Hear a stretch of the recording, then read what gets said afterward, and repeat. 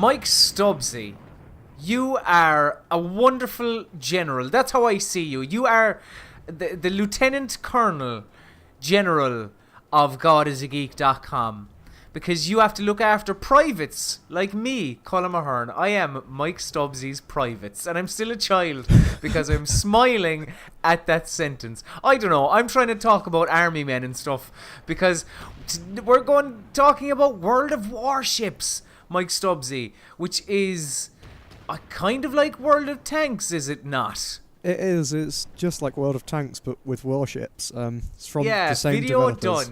done. Yes. It's from the same developers, but the difference is that warships obviously has ships and not tanks, and so you play on water and not land. This is incredible analysis here. It is, but that's only really basic stuff. So obviously you do play as ships, which is kind of, although it sounds not that big difference to tanks, it is obviously massive, because ships don't move the same as tanks, they don't have the same weapons as tanks, how they fight each other is not the same as tanks. So whereas in like World of Tanks, one decent enough strategy is just to run at each other, and whoever is like quick enough to shoot wins. With warships that just doesn't work, because the maps are so large that the ships feel really slow.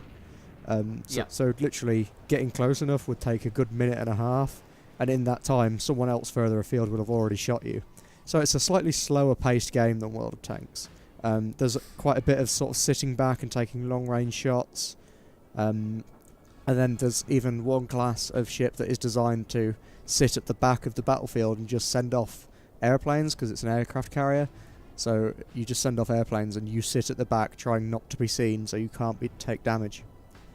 Like, before we get on to that, because I think that's just so cool. Like, my first game of World of Warships, there were planes flying around the place, and I thought we were battling in the water, lads. Who has changed the fucking rules of the game? It's not very fair on me, because as you say, it's a lot slower than World of Tanks, and I mean, yeah, you make the point that in World of Tanks it's just try and drive up to your enemy and be, I suppose, the quickest one to get off your shot, so that you can try and just get rid of their health bar before they get rid of yours, for lack of a better term.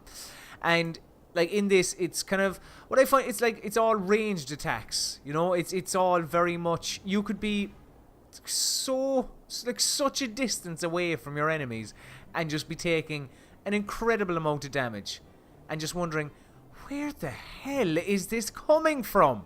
But it's just, it's from all angles.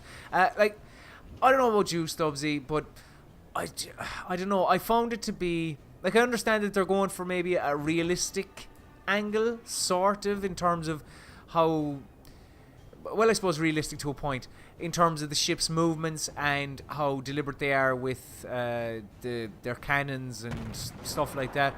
But I found it a little bit slow for me. Did you think the same, or were you happy with the kind of, I don't know, the rate of fire and just the kind of your pace across the water?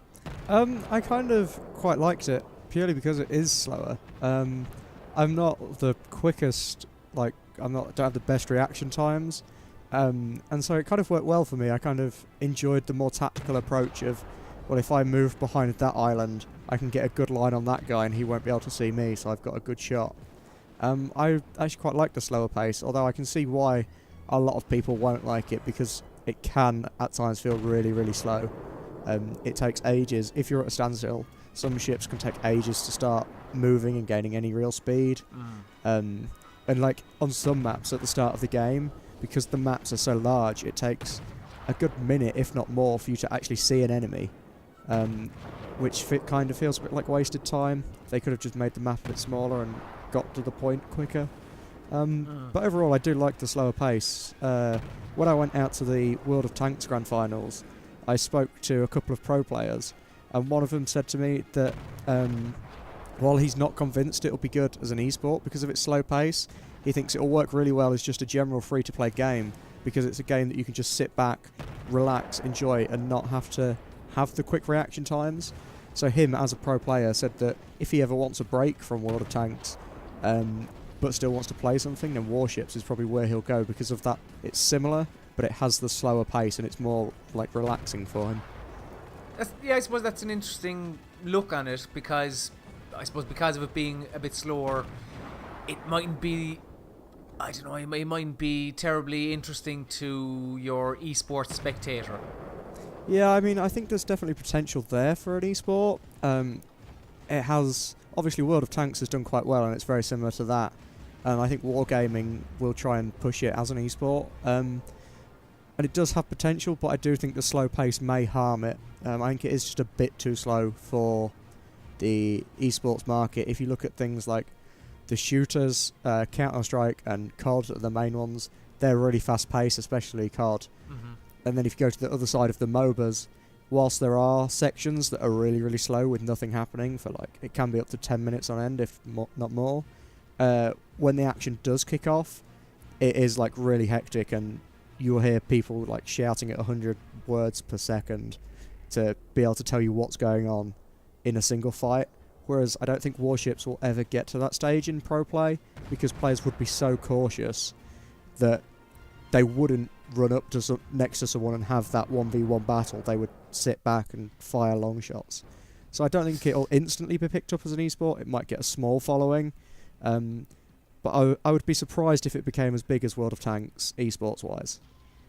Yeah, tell me about the aircraft carrier in the game. So the aircraft carrier is really, really weird. There's 4 main classes. I'm going to butcher the names. There's aircraft carrier, I know that one. I think it's battleship. There's a cruiser. Cruiser, and is it destroyer? It might be. Yes, that sounds it is about destroyer. right. You're right, yeah. So you sort of battleship, cruiser, and destroyer are kind of sort of what you'd expect from a game like this. You've got your battleships, which are quite slow but have big weapons, do lots of damage, really long range. Then you have destroyers. I think are the mid-range ones that have like decent weapons, and I think they're the ones with the torpedoes and stuff. So they can deal a lot of damage and move, but it's harder to hit and stuff like that. And then the cruisers, I think, are like your scout ones. So you can deploy smoke to obscure views. You're a lot quicker. You're used for scouting, pretty much. But then there's the aircraft carriers. And when you load in as an aircraft carrier, which I did, I think it was my second game, and I found one that was an American one called like Independence or something. So I was like, American ship, Independence, going to be great. Loaded in, expecting to see this third-person view of a ship, how you control all the other ones. And instead it was just a top-down view of the map. And it took a while for me to twig on that this wasn't a loading screen and it was actually me playing.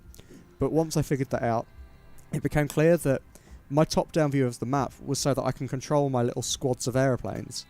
So you have, I think I had 2 different sets of aeroplanes, it might have been 3, that you can cast off from your aircraft carrier and direct them around the map from this top-down view and send them to attack the other ships. So it kind of turns into a bit like a real-time strategy game where you've got a top-down view and are directing your little airplanes around. And obviously you can still move your ship by clicking the same as you would your airplanes. But I kind of got the feeling that these are what changes the game. Like, if you're in a proper competitive match, a good aircraft carrier player can absolutely destroy everyone else, because the planes that you fire off are capable of doing damage and can do a fair bit if you're not careful, I think. And they're also, because they're in the air, the people in the third-person view, it becomes difficult for them to either take them out because they're quick, but it also causes a massive distraction because you can see them when you're in the third-person view. So what they could be really useful for is just sending an airplane past a big enemy ship that you want to bring down to distract them, whilst all your other normal ships come round a corner and just fire at them to destroy them while they're distracted by the plane. So it's a really interesting mechanic that they've implemented, and it is so different from the other 3 sets. I'm not sure if I'll go back to playing aircraft carrier, because I found it quite difficult because I suck at like RTS and micromanagement and stuff like that. But I'm sure there is people out there who will love that and will want to try it more. So I suppose what you're saying is kind of across the whole, there is like there is a bit more to World of Warships than kind of World of Tanks to a certain extent, in that you have the aircraft carrier kind of RTS-ness to it as well. Yeah, I mean, World of Tanks is literally you're in a tank, you don't have any other anything else to choose from. You just drive in and shoot everyone. Whereas Warships does have this slight differentiation, where you've got the normal sort of third-person view of the ships, which is kind of what you'd expect going in, and then you've also got the aircraft carrier, which is more the RTS style. So it definitely is totally changing the gameplay when you do play as not as an RTS, as an aircraft carrier. It's just not for me, I don't think. And like, do you like when you go out onto your ship?